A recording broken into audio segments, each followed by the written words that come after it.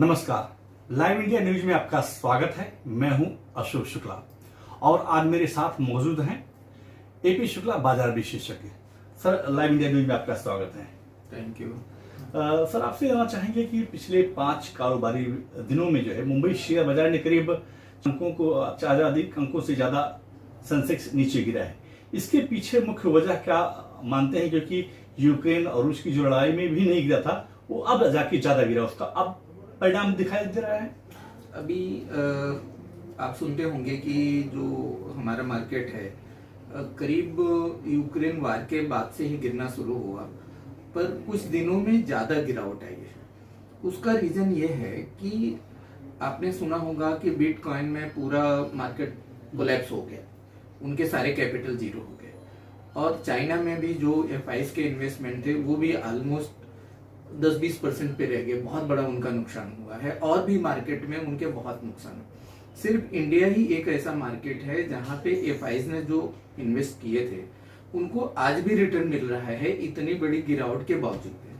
तो उनको अपनी बैलेंस शीट ठीक करने के लिए, अच्छा दिखाने के लिए, जहां पे प्रॉफिट है वहां पे वो एक तरफा सेल कर रहे हैं। उन्हें भी पैसा पब्लिक से उठाना रहता है, उनके इन्वेस्टरों को रिटर्न दिखाना रहता है कि हमने अच्छा कमा के दिया है, लेकिन उनकी हालत खराब है और पूरे वर्ल्ड की इकोनॉमी बहुत खराब है। अभी जो सिलसिला शुरू हुआ है इंटरेस्ट बढ़ाने का, ग्लोबली फेड ने बढ़ाया है, अपने इंडिया में भी बढ़ाया है, और जगह पे जापान में, यूके, सब में अभी इंटरेस्ट बढ़ाने का सिलसिला शुरू हुआ है। तो यहाँ पे एफआईज कंटिन्यूअस सेलर, जिस दिन उनका हेवी सेलिंग रहता है उस दिन मार्केट ज्यादा गिरता है, और अभी भी ये कंटिन्यू है। एवरीडे आप देखेंगे तो 3000, 4000, 5000 करोड़ का सेल उनका डेली रहता है। अभी जो हमारे इंस्टीट्यूशंस हैं वो रेगुलर खरीद रही हैं जब से मार्केट गिरा है। अपने मार्केट में वैल्यूएशन ज्यादा है कंपेयर टू ग्लोबल मार्केट, और जो उनको प्रॉफिट भी होता है वो दूसरे ग्लोबल मार्केट के कंपैरिजन में देखेंगे तो अपने यहाँ काफी ज्यादा है। एक एक दिन में 10-10, 20-20% तक उनको गेन हो जाता है, बहुत सारी इवन अच्छी कंपनियों में भी। और उनको ग्लोबली देखेंगे तो उनको 4%, 5%, 6%, उससे ज्यादा वो नहीं कमा पाते हैं एनुअल में। यहाँ तो एक दिन में 20% तक मिल जाता है। लेकिन सर, अगर मैं बात करूं तो जिस तरीके से आर्थिक मंदी, क्योंकि ऐसा आमतौर पर देखा नहीं जाता कि सोना और शेयर बाजार एक साथ नीचे आए, ये दोनों अगर नीचे आते हैं तो इसका शाब्दिक अर्थ होता है कि कहीं न कहीं बाजार में मंदी का दबाव है। मंदी का जो प्रमुख कारण है वो है वार, यूक्रेन का वार, और भी एक्सपेक्टेशन है कि कहीं ताइवान या और कंट्रीज में, कहीं पे फिनलैंड वगैरह में भी वार नहीं शुरू हो जाए। उधर चाइना या रसिया भी, जो फिनलैंड वगैरह में जो नाटो का सदस्य बनना चाहते हैं, उसमें भी शुरू नहीं हो जाए। उसमें ग्लोबल फियर है वार का, और कोई दूसरा कारण नहीं है कि मार्केट में मंदी बने या सोने में जो है लोगों में घबराहट है, सोना कब खरीदेंगे। वो काउंटर हेजिंग होता था कि भाई अगर मार्केट गिर रहा है तो सोना खरीद लो, इसमें होगा। लेकिन आप जब पूरे मार्केट में अभी खाने पीने की चीजें आप देखें, गेहूं का मतलब कितना भाव बढ़ गया है, सप्लाई नहीं है। यूक्रेन चिल्ला रहा है कि उनके खाने की किल्लत है, वार तो हो ही रहा है। तो अगर उनके यहाँ पे खाने पीने की चीजें नहीं पहुंचेंगे या और भी कंट्रीज में नहीं पहुंचेंगे जो रसिया ने और लोगों ने ब्लॉक करके रखा है, और उनके जो जहाज वगैरह घेर के रखा, आप देखेंगे सबसे ज्यादा प्राइस अगर बढ़ा है तो लॉजिस्टिक में, और वो भी सर्टेन नहीं है कि एक कंट्री से दूसरे कंट्री में माल पहुंच जाएगा। इसलिए तो लॉजिस्टिक के शेयर आज भी काफी ऊपर है, और पूरे ग्लोबल में सबसे बड़ा प्रॉब्लम जो है लॉजिस्टिक है।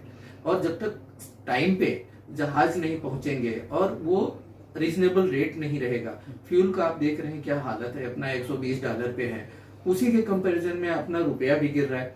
तो दोनों एक साथ हो रहे, फ्यूल भी बढ़ रहा है और अपना रुपया कमजोर हो रहा है, तो वो डबल मार है अपनी कंट्री पे। इसके लिए जो है आप देख रहे हैं कि इन्फ्लेशन काफी बढ़ गया है, फ्लाइट के रेट बढ़ गए हैं, जो अपने ये ट्रांसपोर्ट के रेट हैं जो काफी बढ़ गए हैं। वो सारी चीजें बढ़ने की वजह से अपने यहाँ पे महंगाई है, ज्यादा बढ़ गई है, जो हम फिर भी कंट्रोल में है।